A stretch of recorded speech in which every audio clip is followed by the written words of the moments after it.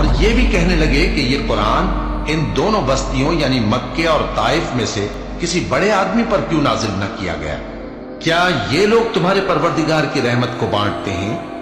ہم نے ان میں ان کی معیشت کو دنیا کی زندگی میں تقسیم کر دیا اور ایک کے دوسرے پر درجے بلند کیے تاکہ ایک دوسرے سے خدمت لے،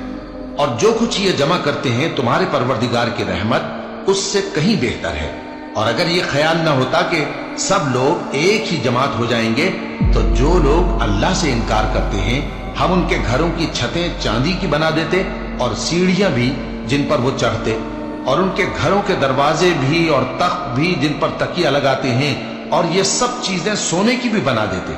اور یہ سب دنیا کی زندگی کا تھوڑا سا سامان ہے، اور آخرت تمہارے پروردگار کے ہاں پرہیزگاروں کے لیے ہے۔ اور جو کوئی رحمان کی یاد سے آنکھیں بند کر لے یعنی تغافل کرے، ہم اس پر ایک شیطان مقرر کر دیتے ہیں تو وہ اس کا ساتھی ہو جاتا ہے، اور یہ شیطان ان کو رستے سے روکتے رہتے ہیں اور وہ سمجھتے ہیں کہ وہ سیدھے رستے پر ہیں، یہاں تک کہ جب وہ ہمارے پاس آئے گا تو اس شیطان سے کہے گا کہ اے کاش مجھ میں اور تجھ میں مشرق و مغرب کا فاصلہ ہوتا، تو برا ساتھی ہے۔